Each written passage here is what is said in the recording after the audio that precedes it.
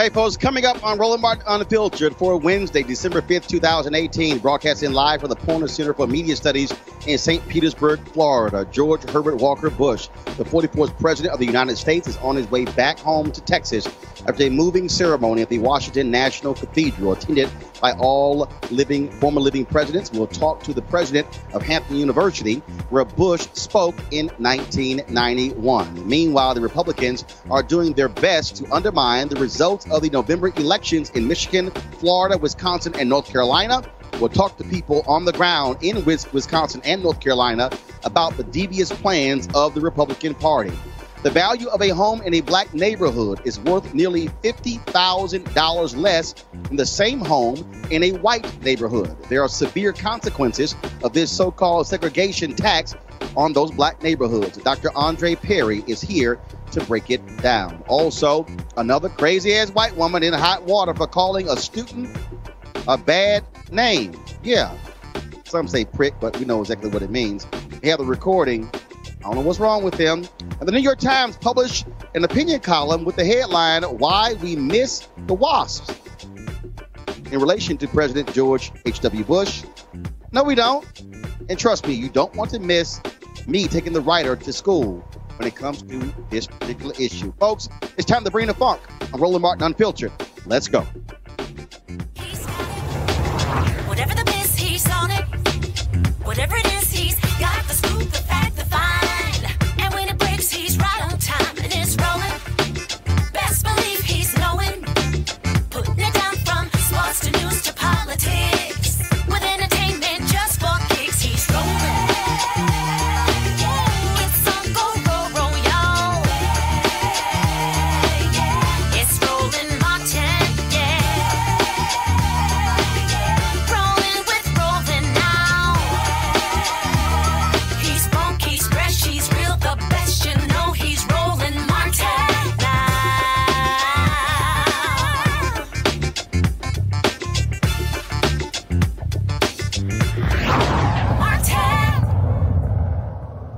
Today at the National Cathedral in Washington, D.C., more than 3,000 invited guests, including all living presidents, met there for the funeral of President George H.W. Bush. He, of course, the 41st president of the United States. Among those there, of course, his son, President George W. Bush. Also, his son, Jeb Bush, former governor of Florida. Eulogies from George W. Bush, Bush biographer John Meacham, and also former Senator Alan Simpson all took place. Everyone agreed not to trash talk Donald Trump, even though he was there, gave pretty much a cold response to the Clintons, only shaking the hands there of President Barack Obama and Michelle Obama as well.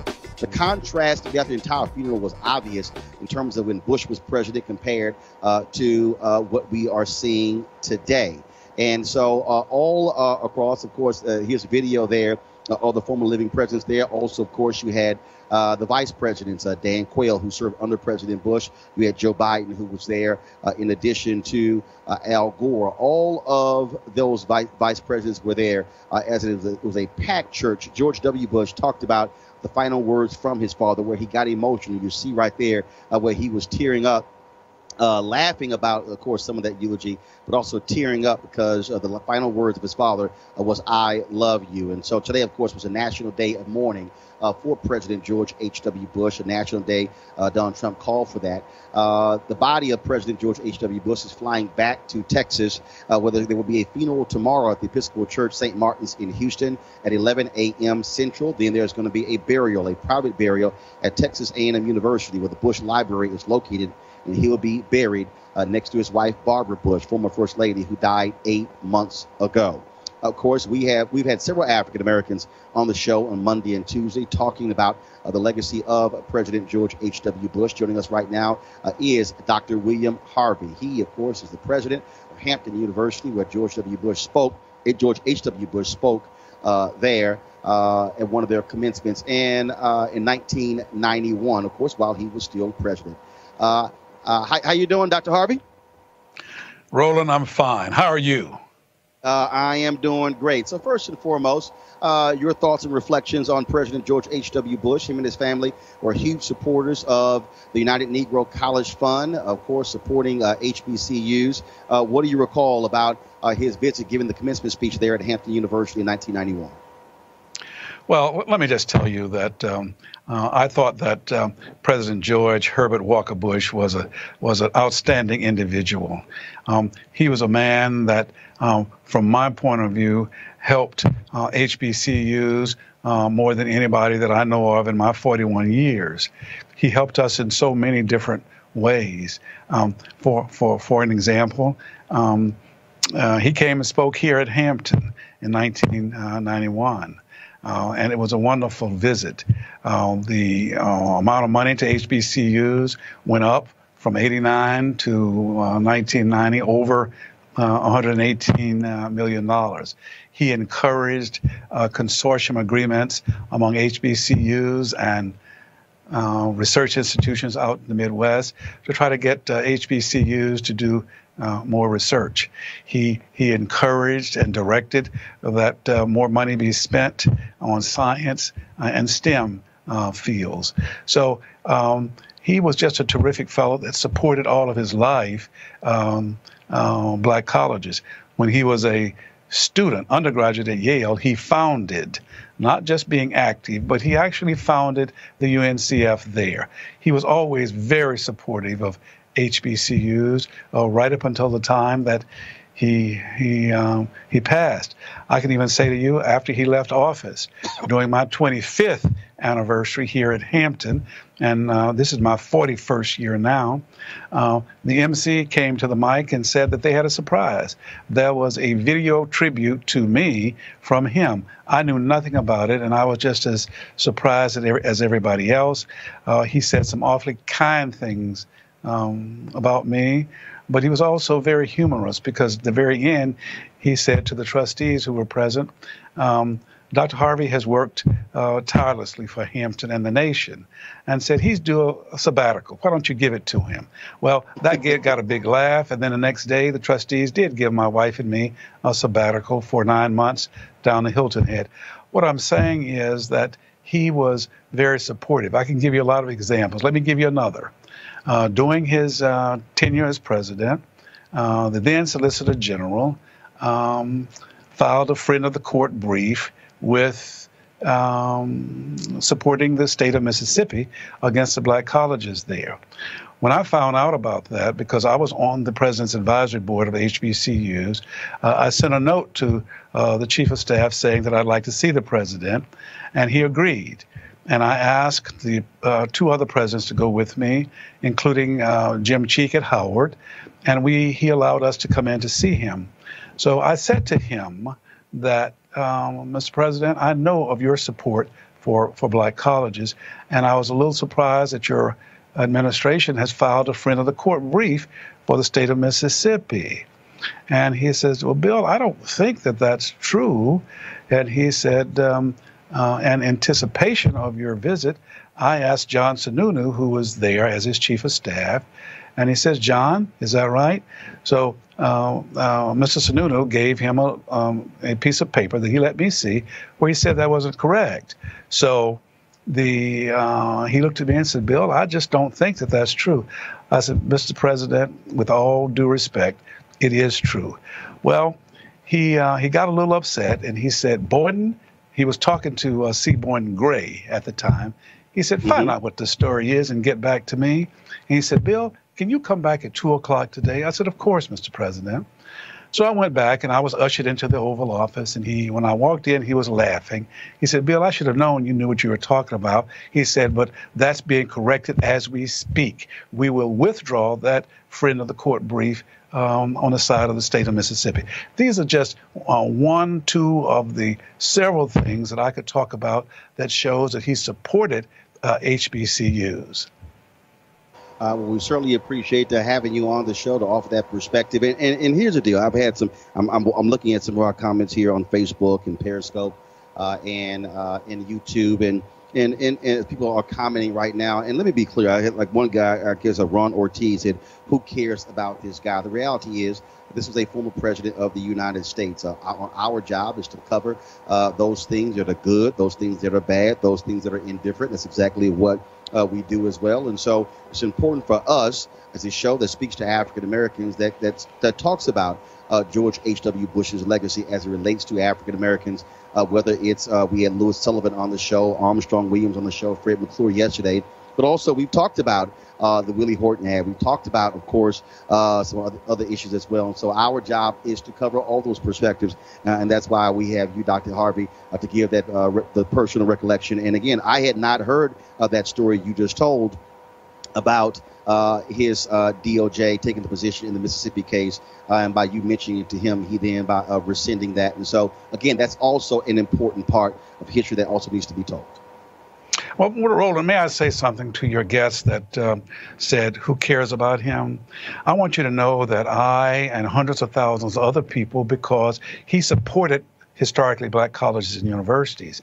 And we're at a time now when we're not getting the kind of support that we ought to get. And here was a president who did support us. So that's why we should care about the hundreds of thousands of young folk that are graduating from our colleges right now. So I can tell you, I care, and I'll tell the truth. The fact is that he did not support the '64 Civil Rights Act. He did say that he made a mistake and that he regretted that. Now, how many of us don't make mistakes? I can tell you that I probably make more than most. But the fact is, what all of us should do when we make a mistake, we should admit it. We should say that we aren't going to do it anymore and move forward. And I think that that's what all of us, that's a mature way of acting. And as you know, Roland, more than I, and, I enjoy you when you come to our campus. I enjoy your show because you tell it like it is. Well, we need to tell it like it is and don't sugarcoat it. He helped black colleges, which means he helped young folk. And I'm as pleased as I can be that he did that. I'm pleased that he listened. And in that one instance that I gave, that he reversed the Solicitor General in that regard. So, yeah, there are those that care about black kids and black colleges, and he happened to have been one. All right, then. Well, Dr. William Harvey, we appreciate it. And I like that backdrop there. You got a Hampton University. See, that's how you do it right there. Always have that branding going. Well, listen, Roland, you've been here, and we enjoyed you, and I want you to come back. And I'll just say, without blowing any smoke up your pants leg, we enjoy you and your wife, and come back to see us. And you keep on telling it like it is. And let me say this before I sign off, if I can. Mm-hmm. We need more people who will reach across the aisle, because everybody thinks they're right. The left thinks they're right, the right thinks they're right, and the fact is we need to learn to compromise, and we need to make sure that we try to work for the people and try to make this a better life.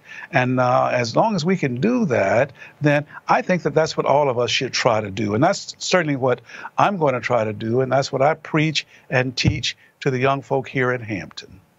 All right, then, Dr. William Harvey, we appreciate it. Thanks a lot. Thank you. All right, now introducing our panel, A. Scott Bolden, former chair, National Bar Association PAC, also Reverend Derek McCoy, Executive Vice President for the Center for Urban Renewal and Education, Dr. Cleo Monago, socio-political analyst and activist. So, Cleo, I see the hat you got on today.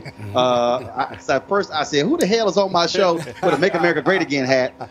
So then when they zoomed in on your hat, I was like, yeah. I said, leave it to super black to wear the hat, make Black America woke again. So indeed. Appreciate that. So Cleo, first of all, I will start with you. Of course, you had the state funeral today, and you had, of course, all the former living presidents there. But it was real clear that it was nice of the Bushes to invite Donald Trump, even though he trashed the family on numerous occasions.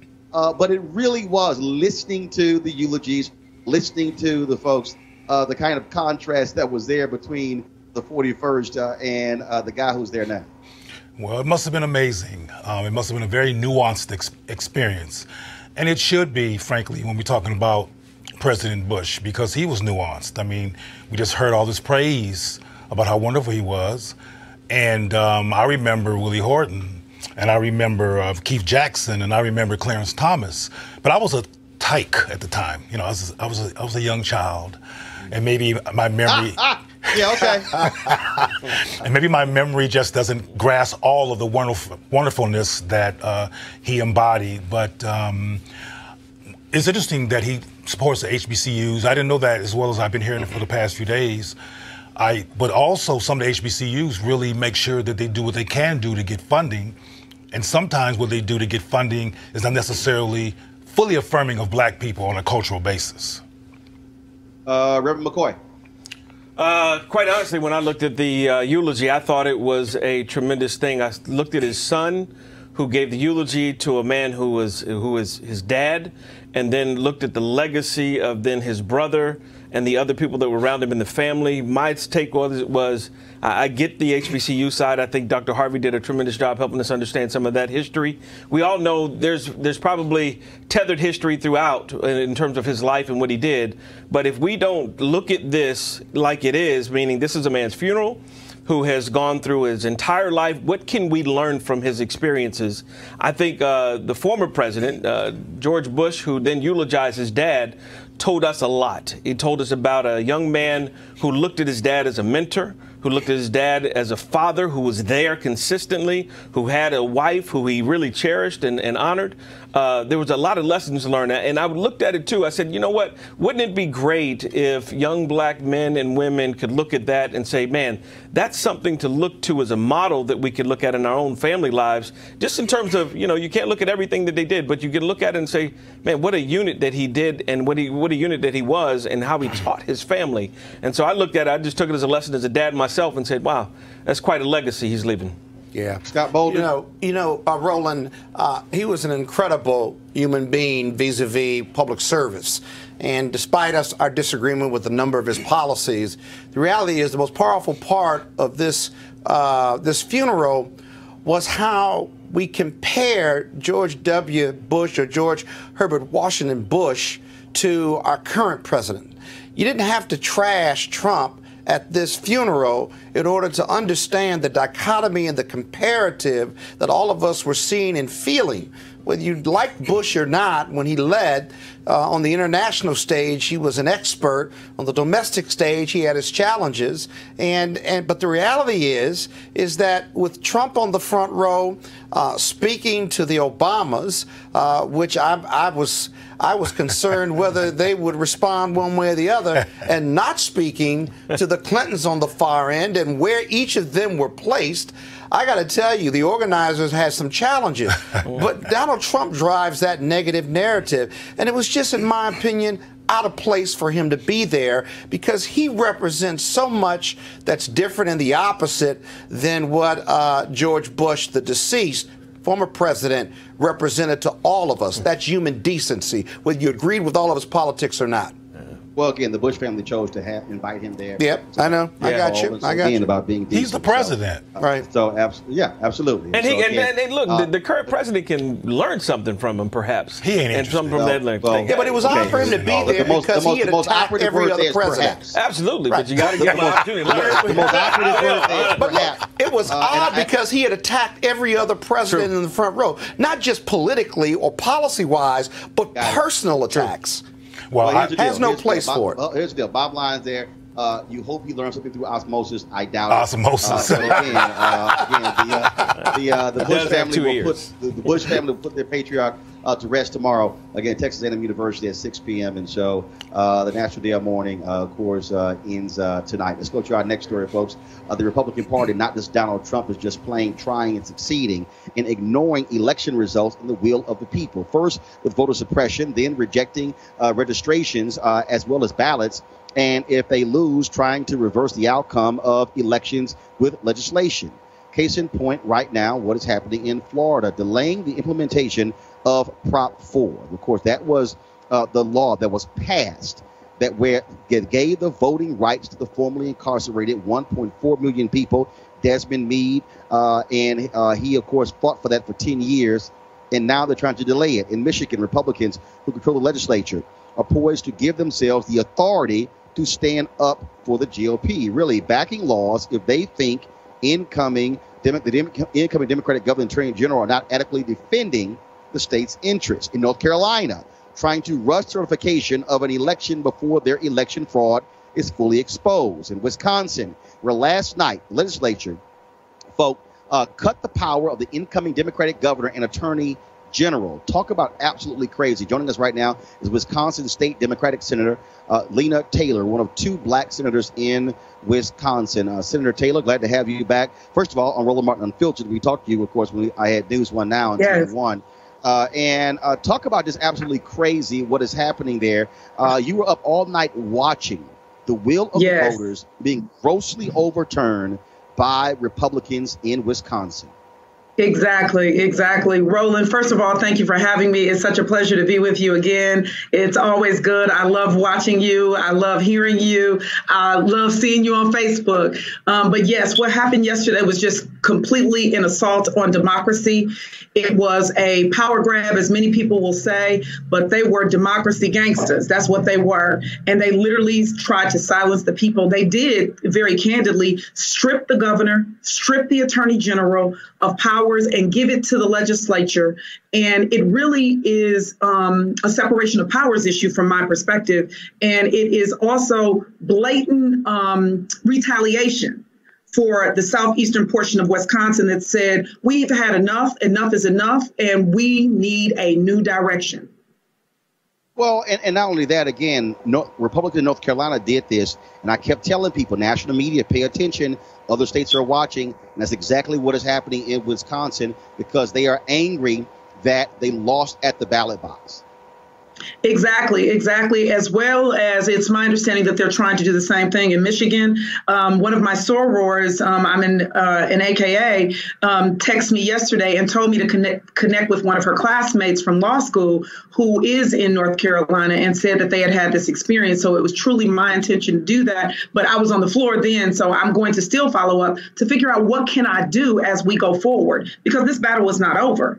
I mean, they've definitely done some things that will have to be challenged in the court, but part of my concern is they've also stacked the courts, both in Milwaukee County, other places in the state. I mean, we have our top cop that's just been assigned to the court by the governor, who is riding in the back and a co-conspirator to this nonsense and has agreed to sign such legislation. And it clearly shows that they're connected to their donors. They're connected to interests of everybody else other than the people. So, yes, it's happened in the places you've said, but it's also happening in Michigan.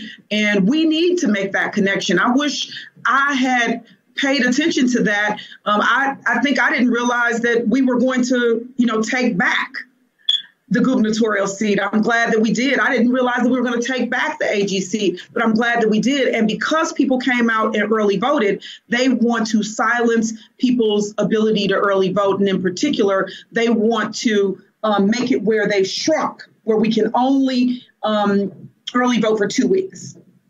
So last question for day, you. Obviously, we saw the recall of Governor Scott Walker, which he beat back. These Republicans in the legislature, does it allow for a recall of any of them? Can voters demand that or push for that? Because I'm quite sure Wisconsin voters are not happy seeing what they're doing right now, especially based upon the protests we've seen. That is correct. Wisconsin voters were there. They locked the people out of their house. They were there saying, this is our house. They also wanted to lock them out of the gallery. They locked them out of the committee, and then they wanted to lock them out of the gallery.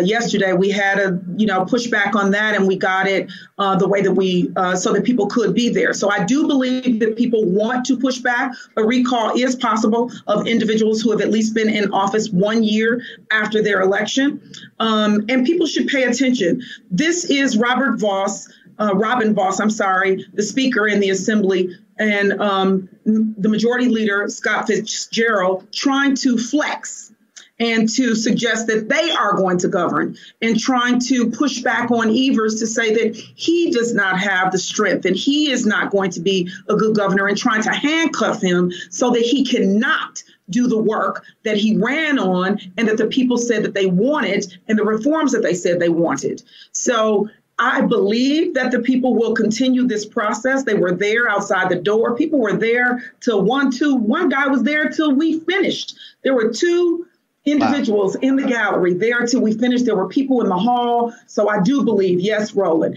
And if people want to help, people in Wisconsin to do that, please do. We need that help. All right, Senator Taylor, we certainly appreciate it. Thank you so very much. And keep up the fight. Thank you so much. And we will. All right, thank you. Folks, in North Carolina, we've been covering the absentee ballot fraud allegedly conducted by GOP operatives. New documents show they were offering money for unsealed absentee ballots that could be later filled in with votes for Republican candidates for Congress and sheriff.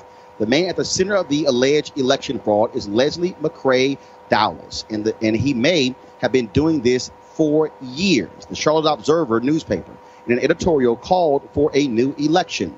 A North Carolina political science professor began looking into these absentee ballots right after the State Election Commission refused to certify the results. There were allegations of election fraud. That professor is Dr. J. Michael Blitzer, professor of politics and history is it Catawba College? It's Catawba College, yes. Guys, I want to make sure I pronounce it right. And he joins us right now on Roland Martin Unfiltered. First and foremost, what was the spark for you to start looking into these weird ballots coming out in this particular race? Well, you're right. Last Tuesday, when the State Board of Elections chose not to certify the 9th, that was an immediate signal. The vice chair at the time came out and said there are improprieties in the area that I come from. He is from that area of Bladen and Robeson County, Cumberland County. And so I decided to start looking at the data to see, okay, we've got the election results. We know how people voted in terms of election day, early voting, and also absentee by mail. And I looked at the absentee by mail for all of the counties, and there are 8 counties within the district. 7 of them went for the Democratic candidate, Dan McCready. Only 1 went for the Republican, Mark Harris, by a 61 to 39% split, and that was Bladen County. Now, the North Carolina State Board of Elections releases publicly available information about who has requested absentee ballots, and they don't tell you who they voted for, but they tell you which party affiliations those voters are. I looked at that data and found that of that 61 to 39 split, only 19% of the voters were registered Republicans, meaning that literally every unaffiliated voter, about 38% of them cast ballots by mail, had to vote Republican, plus have some crossover votes from registered Democrats. Now, in rural North Carolina, that could happen, but the likelihood was extremely low. That's when I started digging into the data, wrote a blog post, and honestly, it has taken off from there. And we've heard Republicans in North Carolina, all across the country, talk about voter fraud, voter fraud. No, this is election fraud. That's what Correct. This is. Exactly. This is election fraud. We have heard, and in fact, the state of North Carolina is considering the implementation legislation for a constitutional amendment that was passed, which the state of North Carolina and its voters approved for a voter photo ID. They're discussing the legislation now. All of the controversy around that legislation has been about we need to protect the integrity of the vote system. We need to make sure that people who are not registered or legally allowed to vote can cast a ballot.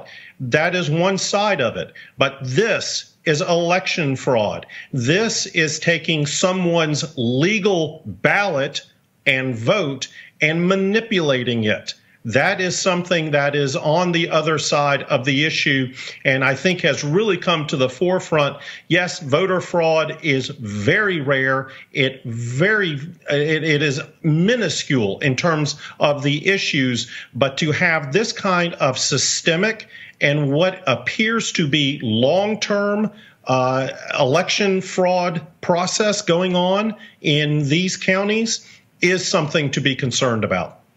And now we're hearing about who this guy was and how he had been doing this in numerous elections. I mean, so essentially what you had is a clear, defined operation going. Professor, here's what I want to know. Where are all the righteously indignant Republicans now? Because, they made lots of noise. And I've said this nationally. Where is Paul Ryan, Speaker of the House? He was complaining about election results in California, but he says nothing about what's happening in North Carolina. Mitch McConnell is saying nothing. What is Tom Tillis saying, the senator from there? What is Barr saying, the senator from there? What is the former governor saying? It's amazing how all of a sudden they're quiet when it comes to voter fraud, election fraud involving Republicans in North Carolina. I'm an independent analyst, so I will defer to partisanship in terms of presenting it in such a way. Are any of them? You're there. Are any of them speaking out? I have not heard any commentary from some of the elected major Republican officials. We have had the state GOP executive director send out a conference call earlier this week claiming that Democrats were attempting to steal this election. I think as somebody who has observed North Carolina politics for 16 years and has studied political science for nearly 30 years, the choice of making those words steal an election is unfortunate. Dr. Michael Blitzer, we surely appreciate you joining us, and thank you for your great work exposing what is going on here. And I think we've got a long way to go, and I would not be surprised if a new election is called. I would not either. Thank you. All right. Thank you very much. I want to go to my panel right now, of course. So I want to start with you first, Reverend McCoy. Again, when you see what's going on there in North Carolina, all those Republicans I talk about, it's amazing how quiet they are. It's amazing how Chris Kobach, who lost in Kansas, who was talking about voter fraud and with his commission saying nothing, Trump saying nothing. What Republicans are doing in North Carolina is flat out theft. I understand what you're saying. I'm the first one to say, if it's wrong, it's wrong. And you got to call a spade a spade. So there's no shame in what I'm going to say because I'm straightforward. If it's a wrong thing, it's a wrong thing. I think when you look at those issues with the McRae guy and what's been going on, yeah, they are questionable. So I would say there needs to be investigation in that regard. I would also say, before we jump to the accusations that nobody's speaking out on and nobody's saying nothing, perhaps we need to investigate a little bit further and say, hey, what are you guys saying and what can be done? Because I don't think, just looking at it, I'm just saying, hold up, just looking at it. No, they've done a lot of investigating already. If I may, Roland, let me just say this. I've looked at local reports in preparation to be here tonight, and not only were they sloppy about it, which tells you they've done it before, this Dowless individual, right? But a local camera crew from local news went out and interviewed two North Carolina County residents who had said that Dowless's people came out, they gave them an unsealed absentee ballot. One couldn't read, and the other one couldn't remember who he had voted for, and he had only voted for in 2 races, but he had filled out the ballot. They had helped him fill out the rest of the ballot, and he couldn't remember who he had voted for. And so there's a substantial amount of evidence, empirical data, yes, but real hardcore witness testimonial evidence here that if the state or the commission investigates it, you're either going to get a new election or you don't count all of those votes, which means the Democrat is not stealing the election, it's righteously giving that individual the election. They'll try not to do another one if they can on the North Carolina law, but otherwise the better way to do it is just throw out those ballots that you have that are seriously questionable. Leo, we have covered the shenanigans, the evil things the North Carolina GOP has been doing, and I'm saying it for a reason, because what they have done by having a supermajority is callous and shameful, and the reason I am blasting them by name for saying nothing, even if you want to say wait for an investigation, you at least could have the decency to say, hey, there's a problem here, let's get it right. But they don't want to do that because this shows how Republicans have been involved in a wrongdoing. Cleo? Well, not only does it show wrongdoings on behalf of Republicans, the people that you're talking about who won't say anything benefit from this fraud. This is something that's helping them. So they're not going to, and obviously Trump cares nothing about honesty and being appropriate and integrity. So they're not offended by this anyway. And the bottom line, as I said, it's good that you're blasting them because somebody needs to blast them because there's people all over the media landscape who I think are on their side as well, who are very neutral in terms of how they talk about the incident. But the bottom line is that the people that you're talking about who won't say anything are not going to say anything because all this corruption is in benefit to them. And let's talk about not saying anything. Let's look at Prop 4 in Florida. Of course, that was the law that was passed by the voters that will restore the voting rights to the formerly incarcerated. It passed by a huge margin on November 6th. But guess what? The Republican Secretary of State in Florida, Kenneth Detzner, and the outgoing Republican governor, Rick Scott, they want to delay implementation of the law. So the Republican-controlled legislature can be consulted. They're doing this because there are 1.4 million people who now going to have the right to vote, including many African Americans. So the question is this, Reverend McCoy, I'll start with you. What the hell? This thing, Reverend McCoy, what the hell? Yeah, Reverend McCoy, what the hell? This thing was passed by Republicans and Democrats. It was to change the state constitution. The point of this referendum is to take it out of the hands of the Republican legislature, where they have a supermajority. So now all of a sudden, let's consult the legislature. Again, this is ignoring the will of the people. I agree. It's one of those things. Every situation you put, whether it's Wisconsin, North Carolina, Florida, that you've talked about today, all of those are real serious issues that I think need to be addressed. So I'm not backing down from it. There's one key thing that's consistent. There's one key word. And you're going to say Republicans. Now, Michigan, Florida, Wisconsin, North Carolina. Right. The GOP. Right. But the GOP is not monolithic, so there are people in the GOP that I think are very concerned about the issue. The point that people were able, right.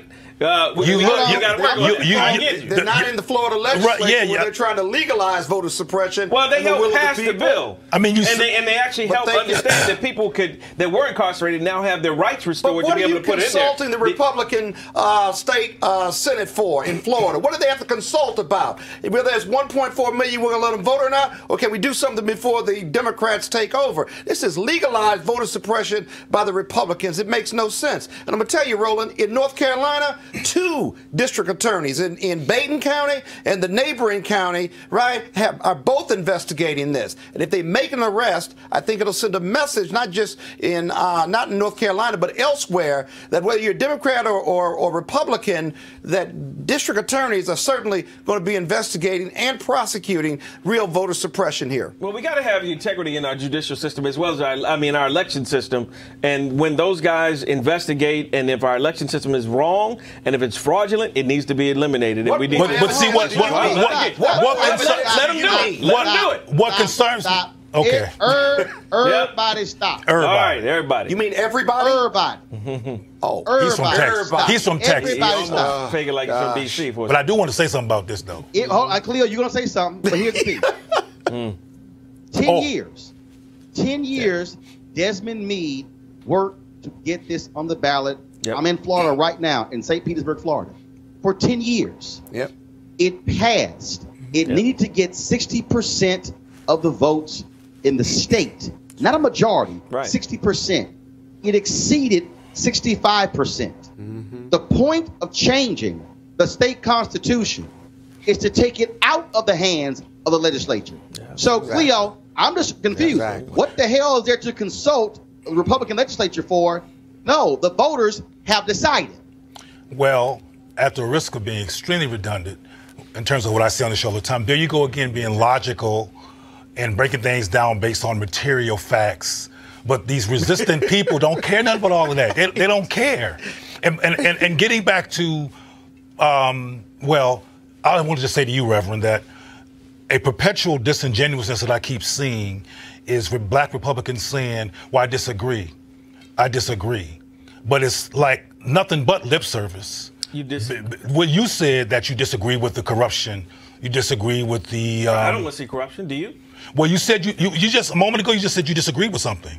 Meaning I disagree with fraudulent activity. Exactly. And I'm saying that what I hear is people, similar to what you just did, disagreeing, but doing nothing beyond the verbal announcement of disagreement. The Republican Party that's the assumption. It's difficult to swallow. But see, that's the assumption sometimes. We like to assume that just because somebody verbalizes something, they do nothing afterwards. I disagree on that issue because so what have you done about the voter suppression in Florida or Milwaukee or North Carolina? Or what are you going to do? Tell us. There we go. Well, what have you done? What are you going to do or what you have done? Because you're still a Republican. Let him answer. What's he just did. He laughed. right, because I'm hearing both of these guys on both sides ready to eat me alive on my answer because listen, give your answer. After what's that?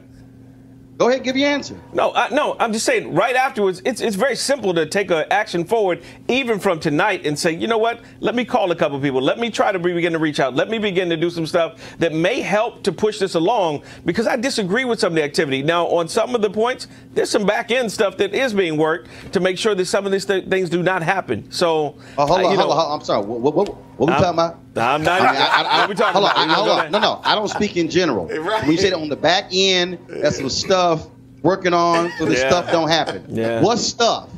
No, I believe there are a constituency of people. Belief? Let me answer. So finish your thought, please. Go ahead. Don't we got another topic? But go ahead. Because obviously this is not a winnable issue. Because I'm sitting here almost with you guys saying, yeah, I agree. The fraudulent activity should be done. In North Carolina, it's not right. Understanding a little bit about Mark Harris, understanding about our constituency and network within that state of North Carolina in particular. Stop. Yes, sir. Stop. We done with North Carolina. I'm talking about Proposition 4 in Florida. All right, there you go. Well, he brought up North Carolina again. So in Proposition 4 in North Carolina, it should be implemented, period. What I don't understand about black Republicans is you have a Republican Party that endorses fewer people voting, engages in legal voter suppression, and you continue to be a part of that organization, whether you black, white, yellow, or brown. How do you all engage and embrace this myth of somehow they give you as a black person political power when they do nothing but have policies against black America? So, hey, hold up, stop. First of all, y'all. I recommend you starting another party, being independent, or come join us. Come join us. Stop. You get stop it. You get no topic. Hold up. You get no topic. I'm gonna answer that question. I'm gonna answer that question before I go on. The same way, Scott, black Democrats continue to be political sharecroppers. The Democratic Party now hold the Democratic Party accountable when it comes to making sure we're getting our fair share of jobs. You're not alone. I'm not done. I am not done. The same way black Democrats don't say jack and jamming up Nancy Pelosi when it comes to employing black people on Capitol Hill and Chuck Schumer on the Senate side. Same way black Democrats don't kick the ass of Democrats when it comes to making sure proper dollars are going to black consultants, black posters, black event planners, black caterers, and black folks that way. But when you say that makes neither one better. You're not making the argument better. The reality is black Democrats and black Republicans should be standing up for black people in both parties. Now, here's a word from one of our sponsors. Hey, guys, I want you to write this website down. That is marijuanastock.org. That's marijuanastock.org. Now, I'm going to tell you why. As we transition into the holiday season, this is the time when we start thinking about giving and sharing. Sometimes the best gift you can give somebody is an opportunity that could potentially change their lives economically. That's why our friends at Transatlantic Real Estate have created an investment opportunity for the everyday investor. It involves legal marijuana and crowdfunding. No, we ain't trying to give you weed. We're trying to get you to make money off of weed. Now, we all know that legal marijuana has created one of the fastest growing industries in America, a multi-billion-dollar industry. We also know that crowdfunding makes it easy to be an early investor to get in on an opportunity. It really is a no-brainer. But it gets even better. Transatlantic Real Estate is different, and they have a business model that is simple to understand. They buy land that supports marijuana grow operations and lease it to licensed, high-paying tenants. Now, did you hear that? You are investing in the landlord of a licensed marijuana farm in a high-growth market. And for a limited time, you can invest as little as $300 up to $10,000 before the company goes public. Now, here's some more good news. They've recently extended the offer, which means you still have time if you take action now. Now, keep in mind, you must complete and confirm your application to participate. So be sure to complete the process. Now, look, don't spend all your money over the holidays and end up with empty pockets and buying stuff that you're not going to be able to use a year from now. Instead, get a return on your investment. You can also consider making an investment for someone special. Now, how's that for a holiday gift? Yes, you're welcome. To get started, go to marijuanastock.org. That's marijuanastock.org to get in the game right now. All right, folks, we talk about investing. And, of course, for Americans, one of the greatest investments to build wealth has been home ownership. But there's been a segregation tax. Black folks know this very well. And, of course, and that's what social scientists call the undervaluation of homes in black neighborhoods. Now, on average, the same home in a white neighborhood is worth nearly $50,000 more than the same home in a black neighborhood. Overall, that's $156 billion in lost value for black homeowners. And that segregation tax has a big effect on what happens in those black neighborhoods. Joining us right now is the author of a new report detailing the damage from this. He's from the Brookings Institution's think tank. Joining us right now is Dr. Andre Perry. Back to Roland Martin Unfiltered. Now, Andre, of course, we've heard about this in so many other areas, but to see these numbers and see what that means is stunning for some people, because you talk about wealth. Again, Americans have been able to accrue wealth, home ownership, taking that money, reinvesting it, passing that money down through inheritance to their children. And so black folks have been getting the short end of the stick from the moment we were able to buy homes. Yeah, and when something goes wrong in the black community, people like to say it all starts at home. And what they are trying to say is that there's a cultural pathology in the black community.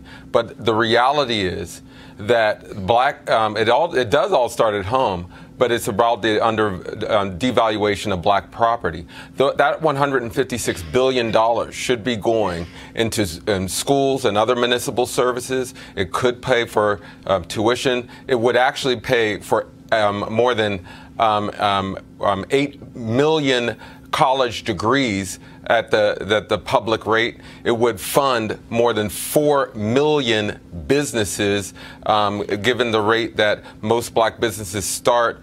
It would have funded the entire Katrina recovery efforts.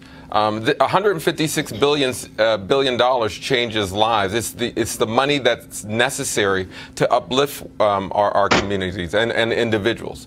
And so it's an enormous number, and I'm glad that we have put the data out there, because some people look at it and say and get disheartened. I look at the numbers and say, hey, now we can name our price. You can go to brookings.edu, look up your metro area, and you can see the price difference. And because what's also encouraging, we know our homes are actually worth more than what they are priced, meaning that we should be investing more in our community. We should start businesses in our communities. We should take risk and improve our homes. The price is inaccurate. And then this comes after very rigorous data. If you look at the report, we control for everything from crime, housing structures. We control for walkability, transportation, all the major neighborhood and housing structure variables. And what we find is that the devaluation, it's an enormous number. And again, we're talking real money. We're talking, but people have to understand, again, by lower valuation, when you turn around and sell it, that means somebody's actually buying the house cheaper than it really should be. And then that keeps you from being able to take that additional money and then save it, invest it, or buy another home that has a higher value. So again, imagine this happening 2 or 3 times, then over generationally as well. That means that black folks who have been owning homes from the 20s, the 30s, 40s, 50s, 60s, 70s, 80s, 90s, now all of a sudden in the 21st century, we've been... You know, I also want to emphasize that we've been criticizing black folk for not striving, not doing enough. But this shows that black Americans are actually striving for the American dream, that we're actually doing everything we're told, but we're taxed for doing so. And it's debilitating our communities. I mean, these are current numbers. This is not numbers in which I'm bringing from a cumulative amount of sum over years. This is what's going on now. Our homes should be worth more. Yeah, but Doctor, if I may, Roland, I got a quick question. I understand the devaluation and the undervaluation, right? But what I don't understand is it money that I can't see because I never receive it? So if I live in a $100,000 house and it's really valued at $50,000 and it's redlined, it's got all these other things, how can I miss what I can't measure because it never evaluated up until its proper number? Well, one thing great about researching this report, now we can see. Before we've known that this is happening. So how do I go get it back then? No, or can I? You can, and know that once you see what you're worth, then it becomes about communities animating what's going on inside their community to project that their homes should be worth more. And so some of it is on us to say, hey, our homes are worth more. Let's put maybe it might be as simple as a fresh coat of paint. Let's start a business in the community. Right. But the more we do to show that our homes are worth more, the greater the likelihood others will invest, and folks in the community will invest in themselves. It's a dire situation, but there's hope behind the numbers. I have a question as well. Cleo, Reverend McCoy, then we're going on. Cleo, go ahead with your question. Does your report explicitly break down cause and effect and what has led to this de-evaluation of property, so people can understand what the cause looks like and what the elements are, so people can deflect that? We've long known the cause to be segregation, racial housing covenants, redlining that led to a lack of investment. It's just that, and this is in the report. That's in the report. Those prices have reflect some of that. It's just, and the overall number is black homes, homes in neighborhoods where 50% black or more, are worth half as much as the same home in white areas. But it's when you control for all of those other things. We also see that the price is lower than what it should be. Right. And so, yes, crime matters, education matters, all these things matter. But the concentration of blackness is lowering the price even further. It's almost as if people are saying, oh, there's 4 times more crime going on in that neighborhood. The homes are worse than what they should be, or what they are. The transportation hubs are worse than what they are. There's this projection of negativity that's lowering values more than what they should be. So what happens if that black family moves to a white neighborhood? Does that devaluation follow them? No, well, we looked at the concentration of blackness. So as long the whiter the community, the more you're coming close to market value rates. Right. And so it's the concentration of blackness matters.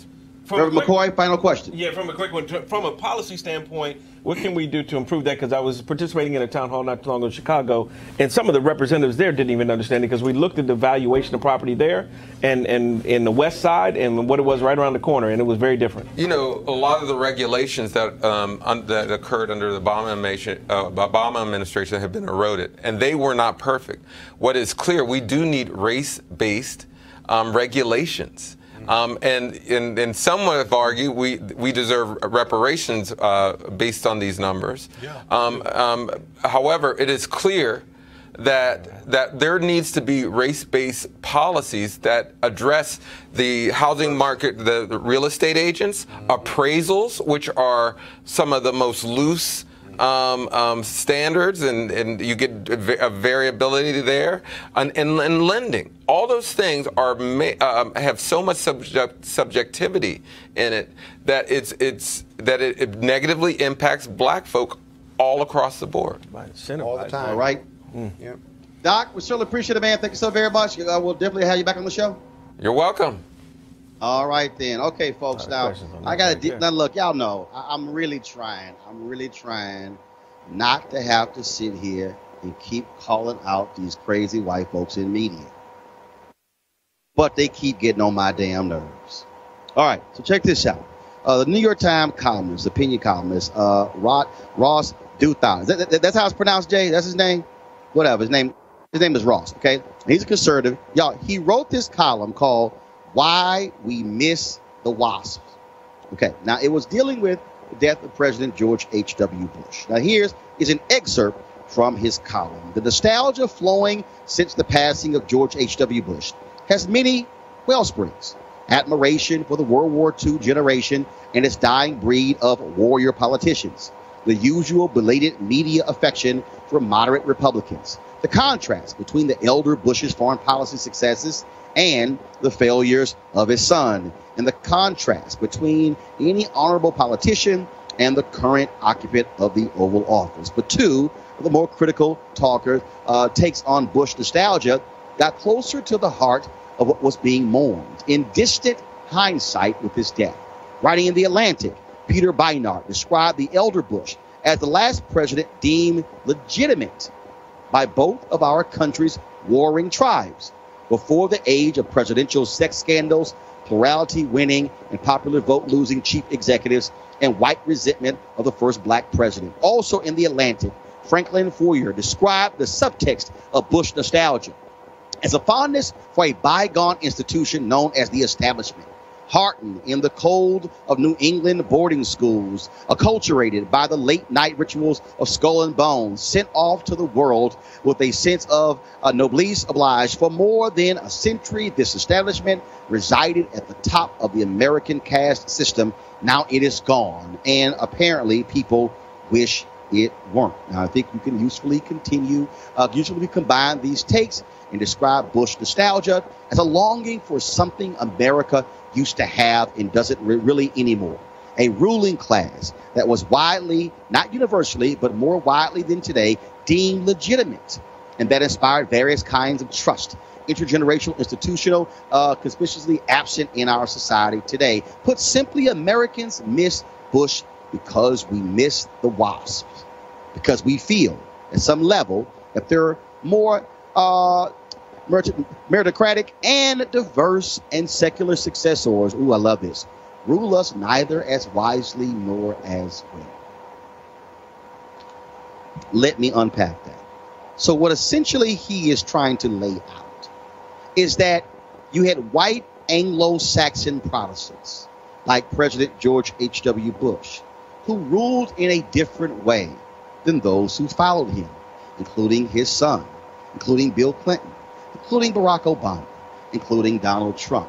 And when he says that we're longing for this, the issue that I have with this is that Ross was tweeting and he tried to say that, well, no, what I really meant by that is the service of these WASPs in terms of their commitment to public service. Well, here's why that is such a trash and trifling analysis by Ross. Because I can show you people like Frederick Douglass who gave service to America. I can show you people like Sojourner Truth who gave service to America. Ralph Bunche, the first African-American to win the Nobel Peace Prize, gave service to America. I can show you the countless men and women. A. Philip Randolph, who led the first labor union of the Pullman Porters, who gave service to America. You don't have to give service to America by being a white Anglo-Saxon Protestant. See, what Ross also seems to somehow ignore is that America was created for white folks like President George H.W. Bush. That is, white landowners. See, it really wasn't even made for broke-ass white people. It really was for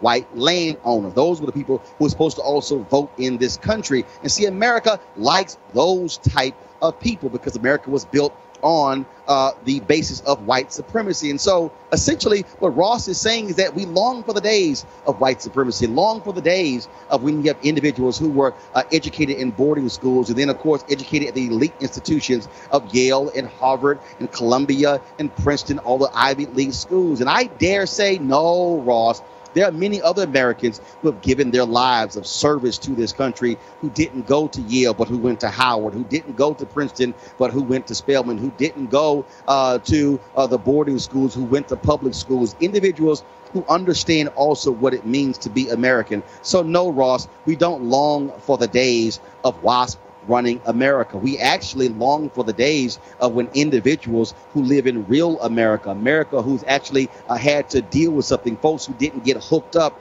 as a result of their white privilege, folks who also did not use their white privilege to get their children in schools that they didn't have the grades to get into. Even George W. Bush admitted so in 2004 when I was one of the 4 journalists who questioned him at the Uni Journalists of Color Convention in Washington, D.C. And the problem that I really have with that piece is the New York Times is run by a black man, Dean Baquet. So how does America long for the day when WASP ran the country when the first time in the history a black man is your boss at the New York Times? Not a black man saying, yes, boss, but a black man said, yes, I am the boss. See, the real issue, and I keep telling y'all, and at some point y'all gonna realize this, is that the problem that we have, white folks are fearful of the future. They are fearful of America, where the WASP will not be controlling this country, where we are not going to have the day that every time this is a Supreme Court nominee, they're going to come from Harvard or Yale. They actually might come from law schools at TSU or Howard University or Florida A&M. See, that's actually real America. See, if you read this article, and I really tried to understand what the hell he was saying, besides it being extremely poorly written, is that we don't long for the days of folks like George Herbert Walker Bush. In fact, he even took a shot in the piece where he said that Mitt Romney and Barack Obama, in many ways, operated in the same vein as the WASP. Well, because see, here's why, Ross, because the WASP constantly tell us We've got to act like them. The WASP tell us if you want to be accepted, you must go to the schools that we go to. You must dress like us. You must talk like us. You must walk like us. That's also perpetuating white supremacy, Ross. That's what you don't seem to quite understand. So no, I don't long for the days of WASP running America. In fact, I long for the days when we have people who come from other places who don't get us into wars we should not be in, with people who are brown because they somehow want to control their oil or somehow want to control their natural resources. See, that's actually the history of the WASP. The WASP also are the ones who ran Native Americans off of their land and decimated their history and decimated their people. See, that's also a history I don't quite long for. It's also the WASP who also denied black folks opportunities during the period of Jim Crow and after slavery. That to me is also the days I don't long for. I don't long for the days of Dred Scott. I don't long for the days of Plessy versus Ferguson. I don't long for the days when Heman Sweat had to sue the University of Texas and they created a black law school now as called Texas Southern University because he couldn't get to the University of Texas. I don't long for the days when black folks had to be led into the University of Mississippi with federal troops, all because of the WASP. No, Ross, that's a day that we don't long for. And in fact, we are more than happy to say good riddance. I want to thank Reverend Cleo and Scott Bolden being on my panel today. Thank you so very much, folks. Also, thanks for all of you for joining us who have been watching on YouTube, Periscope, and Facebook. Don't forget, we want you to support Roland Martin Unfiltered by joining our Bring the Funk fan club. Go to RolandMartinUnfiltered.com. We certainly would appreciate if you would support us with your dollars. This is, of course, an independent show. No company owns us, doesn't control us. We make our own decisions to be able to talk to you, provide for you of information that you need. Tomorrow I'll be broadcasting from New York City, where I'll be on a panel tomorrow morning talking about the future of TV news. So we certainly look forward to bringing you more insightful commentary and information that black folks need, that black folks desire, and frankly, that mainstream media, broadcasting cable will not give you. All right, y'all take care. I'll see you later.